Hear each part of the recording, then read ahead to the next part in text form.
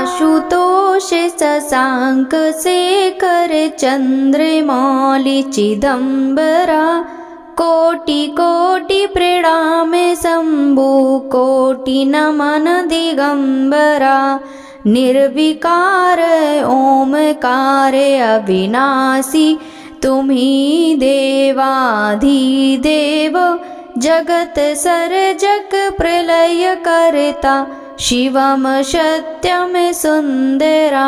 ओम नमः शिवाय। आज दिनांक है 11 जुलाई और दिन है शुक्रवार।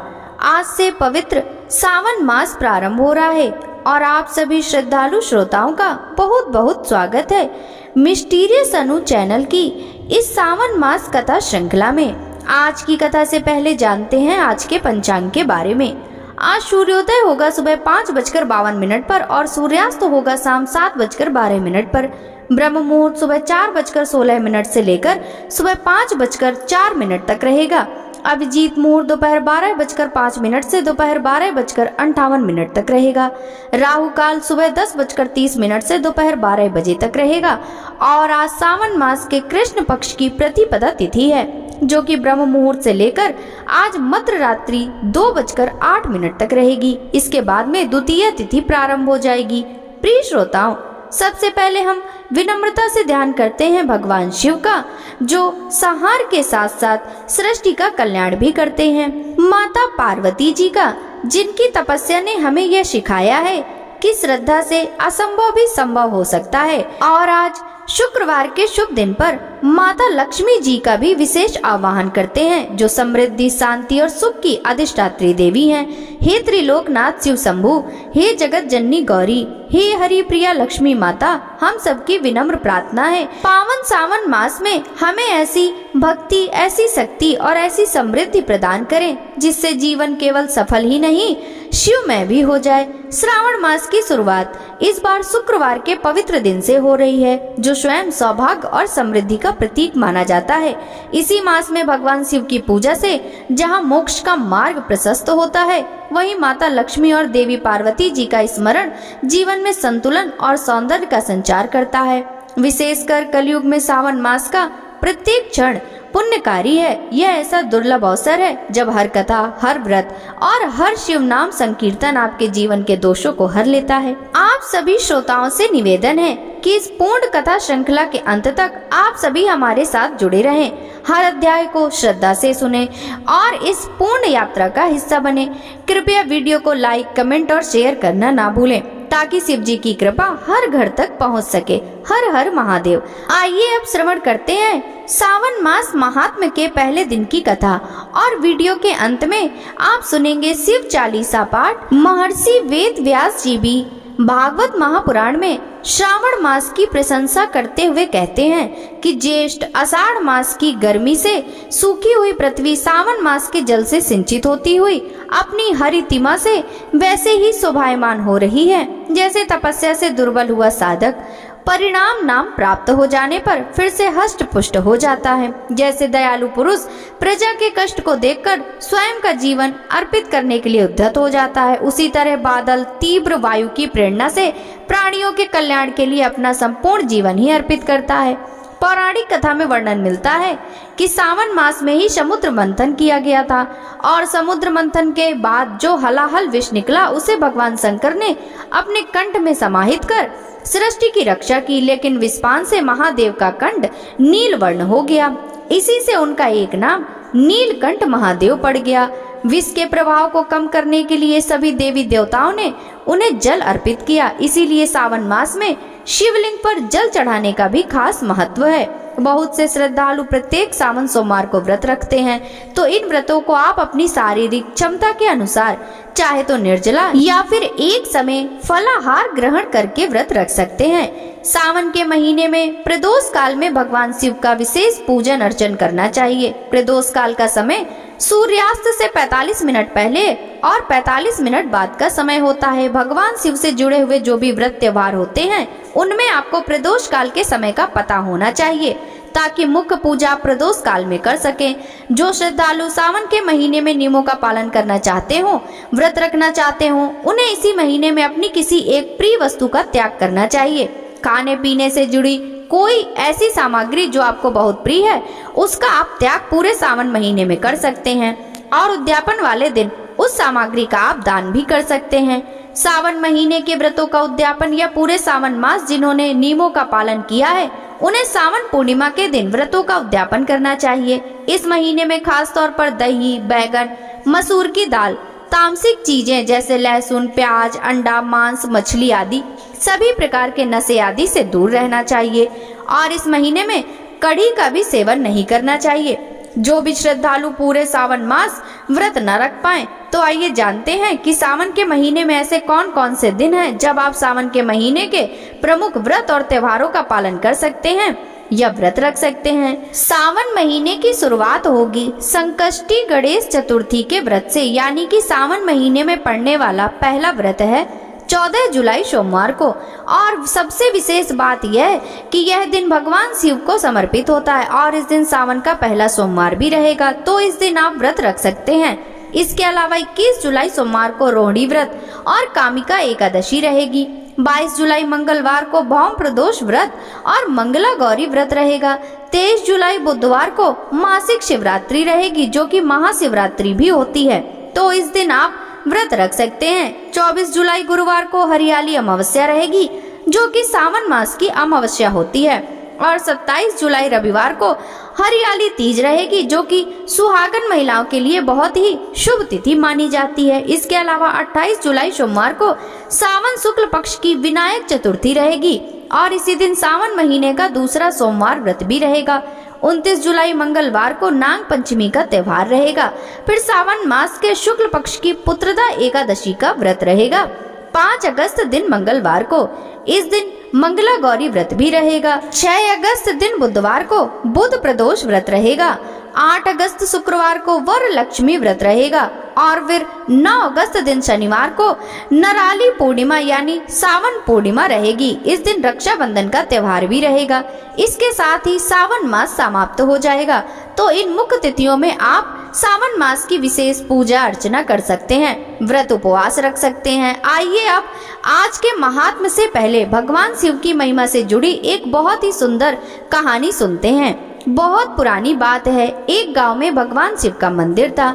उसी मंदिर के बाहर एक पेड़ था जिस पर एक नन्ही चिड़िया रहा करती थी।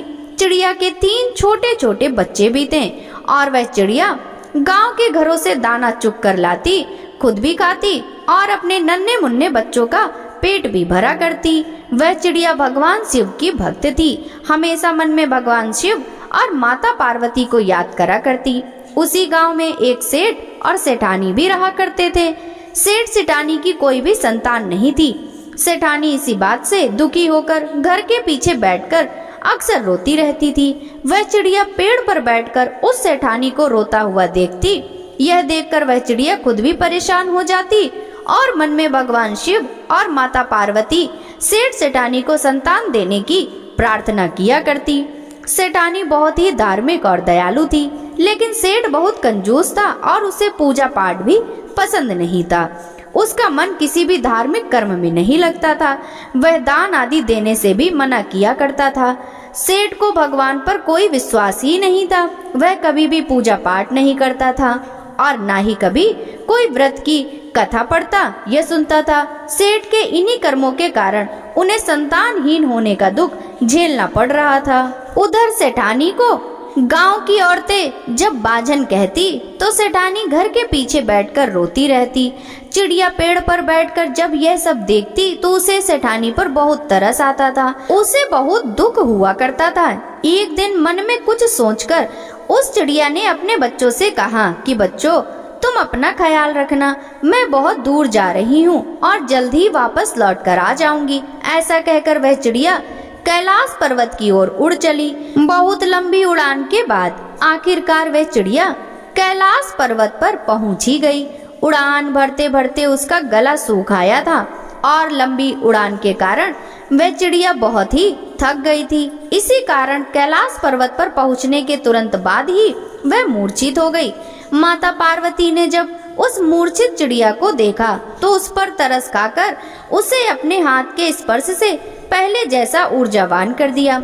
माता पार्वती ने उस चिड़िया से पूछा कि तुम इतनी मेहनत करके इतनी लंबी उड़ान भरकर यहाँ किस कारण से आई हो। तब चिड़िया ने कहा, माता, मेरे गांव में एक सेठ सेठानी रहते हैं, लेकिन उनकी कोई भी संतान नहीं है। आप कृपा करके उन्हें संतान सुख दे दीजिए, आप उन्हें पुत्र दे दीजिए, क्योंकि संतान के लिए सेठानी जी बहुत दुखी हैं, बहुत रोती हैं। और हे माता, मुझसे उस सेठानी का दुख देखा नहीं जाता। चिड़िया की बात महादेव भी सुन रहे थे। तब महादेव ने उस चिड़िया से कहा कि वह सेठ ना तो कभी पूजा पाठ करता है, ना कभी भागवत कथा सुनता है, और ना ही कोई पुण्य का कर्म करता है। उसने कोई भी ऐसा अच्छा कर्म नहीं किया जिससे उसके भाग्य में पुत्र योग बन सके, इसलिए उसका कोई पुत्र नहीं हो सकता। यह बातें जानकर नन्ही चिड़िया बार बार भगवान शिव और माता पार्वती से आग्रह करने लगी कि हे प्रभु, आप सेठ सेठानी को संतान सुख दे दीजिए। तब माता पार्वती ने भगवान शिव को इस बात के लिए मना ही लिया। तब भगवान शिव इस प्रकार बोले कि पुत्र तो उसे हम दे देंगे, लेकिन सेठ अगर अब भी पुण्य कर्म नहीं करेगा तो उसका पुत्र जल्द ही मृत्यु को प्राप्त हो जाएगा। यह बात सुनकर चिड़िया ने कहा, प्रभु, आप बस सेठानी को एक बार पुत्र दे दीजिए। पुत्र प्राप्त होते ही वह सेठ भी पूजा पाठ करने लगेंगे। ऐसा कहकर चिड़िया खुश हो गई और भगवान शिव और माता पार्वती को धन्यवाद देकर वहां से चली गई। आखिरकार भगवान शिव और माता पार्वती ने उस चिड़िया की विनती सुन ली और कुछ ही दिन बाद सेठानी गर्भवती हुई। 9 महीने बीतने पर सेठानी को एक पुत्र हुआ, जिसे देखकर सेठ और सेठानी बहुत खुश हुए।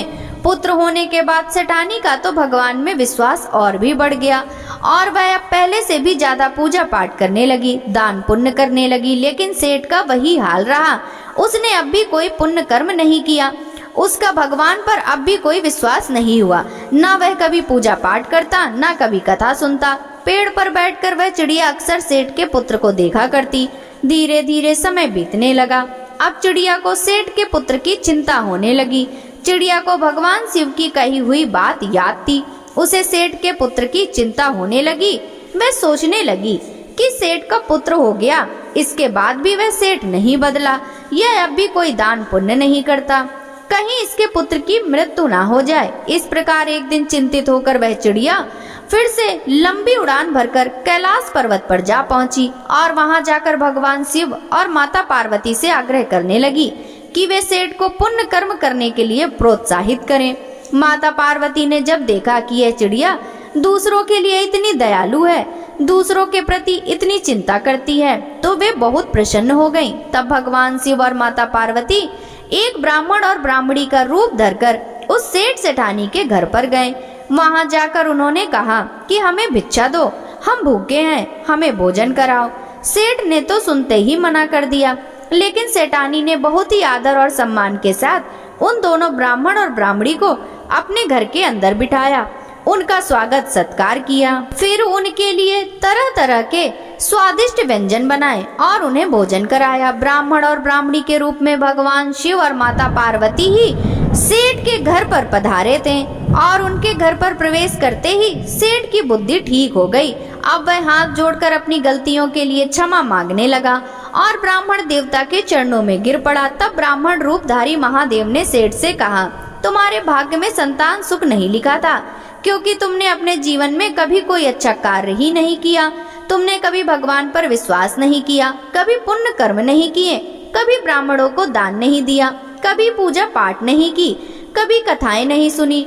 लेकिन एक चिड़िया ने मेरे पास आकर तुम्हें संतान देने की प्रार्थना की, जिसकी भक्ति से प्रसन्न होकर ही मैंने तुम्हें पुत्र का वरदान दिया और आज उसी चिड़िया के कारण तुम्हें पुत्र सुख मिला है।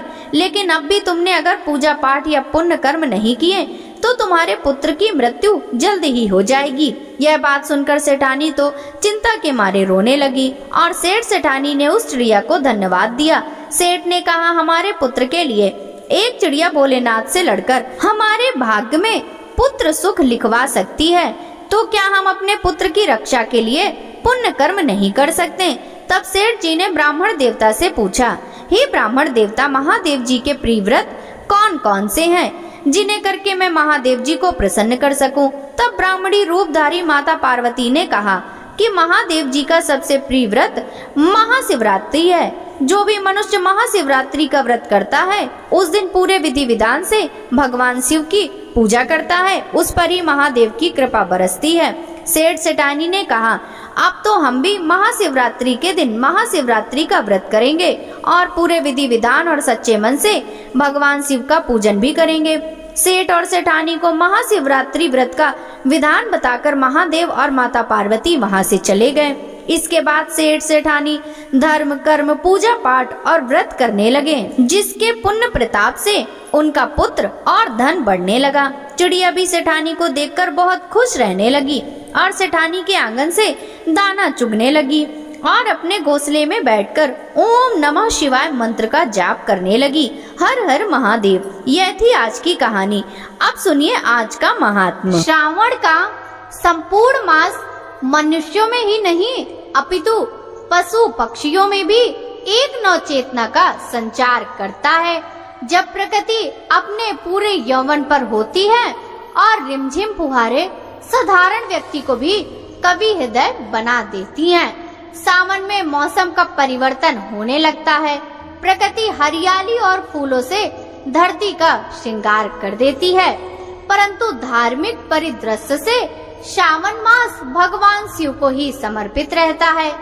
मान्यता है कि शिव आराधना से इस मास में विशेष फल प्राप्त होता है।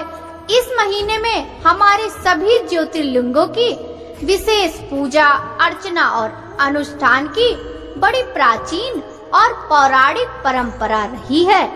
रुद्राभिषेक के साथ साथ महामृत्युंजय का पाठ तथा काल सर्प दोष निवारण की विशेष पूजा का महत्वपूर्ण समय रहता है। यह वह मास है जब कहा जाता है जो मांगोगे वही मिलेगा।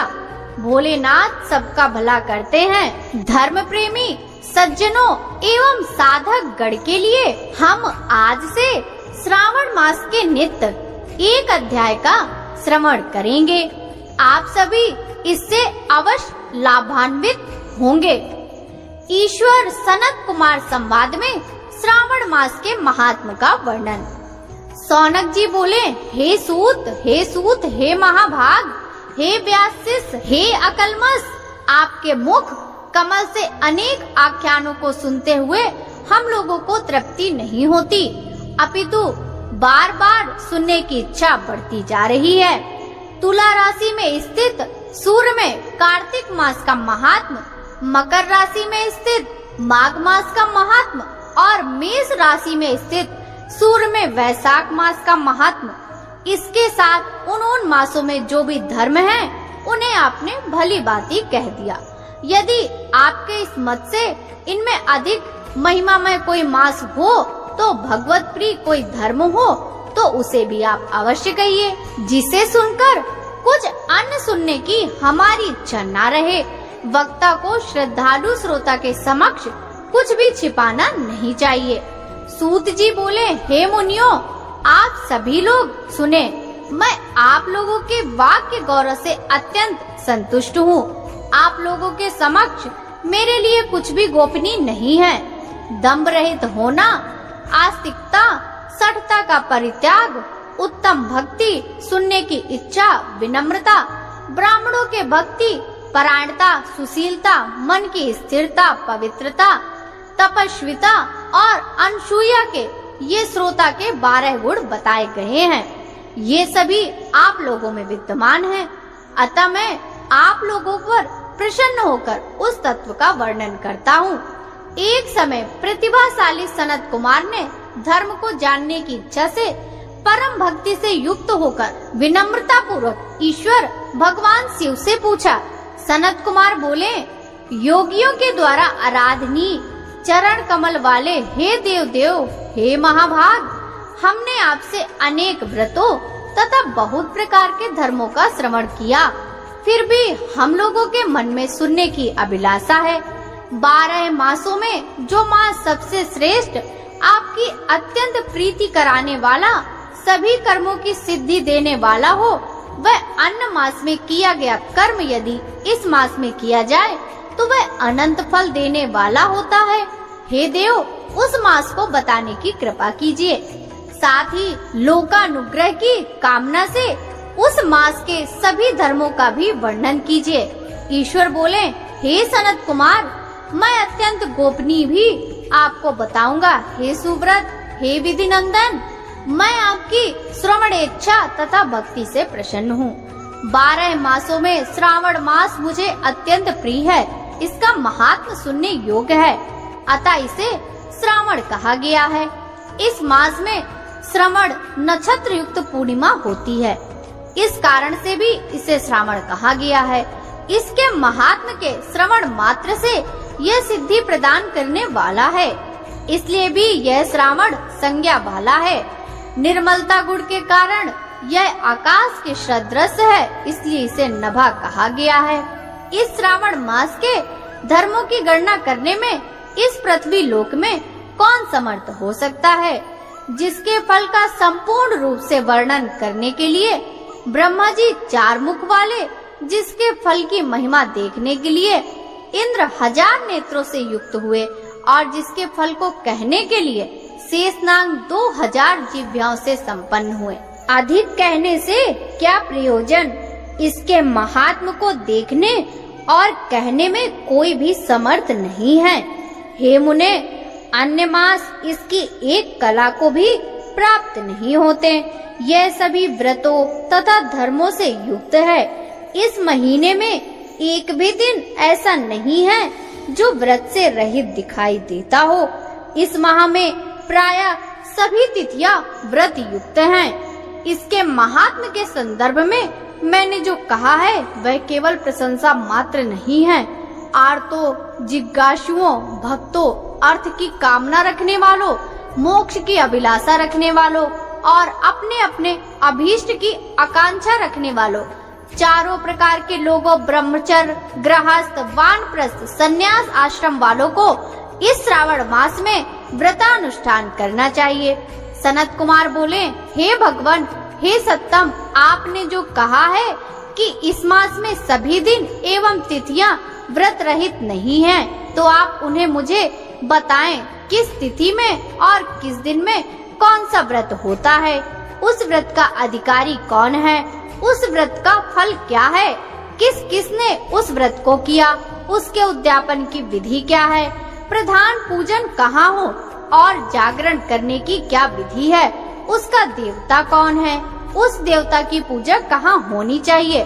पूजन सामग्री क्या क्या होनी चाहिए और किस व्रत का कौन सा समय होना चाहिए? हे प्रभु, वह सब कुछ आप मुझे बताएं। यह मास आपको प्रिय क्यों है? किस कारण यह पवित्र है? इस मास में भगवान का कौन सा अवतार हुआ? यह सभी मासों में श्रेष्ठ कैसे हुआ?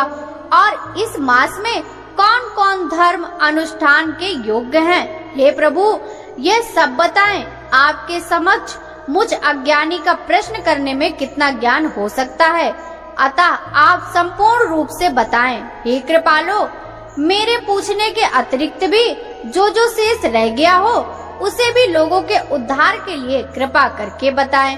रविवार, सोमवार, भौमवार, बुधवार, बृहस्पतिवार, शुक्रवार और शनिवार के दिन जो करना चाहिए, हे विभो, वह सब मुझे बताइए। आप सबके आदि में आविर्भूत हुए हैं, अतः आपको आदि देव कहा गया है। जैसे एक की विधि बाधा से अन्य की विधि बाधा होती है, वैसे ही अन्य देवताओं के अल्प दैवत्व के कारण आपको महादेव कहा गया है। तीनों देवताओं के निवास स्थान पीपल वृक्ष में सबसे ऊपर आपकी स्थिति है। कल्याण रूप होने के कारण आप शिव हैं और पाप समूह को हरने के कारण आप हर हैं। आपके आदि देव होने में आपका शुक्ल वर्ण प्रमाण है, क्योंकि प्रकृति में शुक्ल वर्ण ही प्रधान है, अन्य वर्ण विकृत है।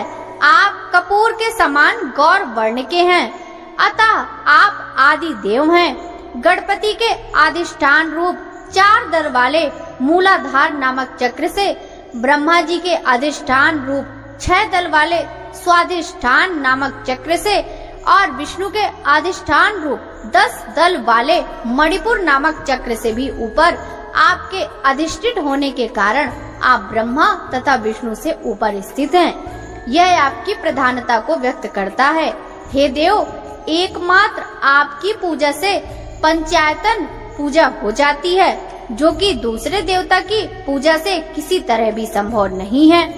आप स्वयं शिव हैं। आपकी बाईं जांघ पर शक्ति स्वरूपा दुर्गा, दाहिनी जांघ पर गणपति, आपके नेत्र में शूर तथा हृदय में भक्तराज भगवान श्री हरि विराजमान हैं। अन्न के ब्रह्मा रूप होने तथा रास के विष्णु रूप होने और आपके उसका भोक्ता होने के कारण हे ईशान, आपके श्रेष्ठत्व में किसे संदेह हो सकता है। सबको विरक्ति की शिक्षा देने हेतु आप शमशान में तथा पर्वत पर निवास करते हैं। पुरुष सूक्त में उतामृत तत्व शेषानो इस मंत्र के द्वारा प्रतिपादन के योग्य हैं। ऐसा महर्षियों ने कहा है। जगत का संहार करने वाले हालाहल को गले में किसने धारण किया? महाप्रलय की कलाग्नि को अपने मस्तक पर धारण करने में कौन समर्थ था? संसार रूप अंधकूप में पतन के हेतु कामदेव को किसने भस्म किया? आप ऐसे हैं कि आपकी महिमा का वर्णन करने में कौन समर्थ है? एक तुच्छ प्राणी मैं करोड़ों जन्मों में भी आपके प्रभाव का वर्णन नहीं कर सकता।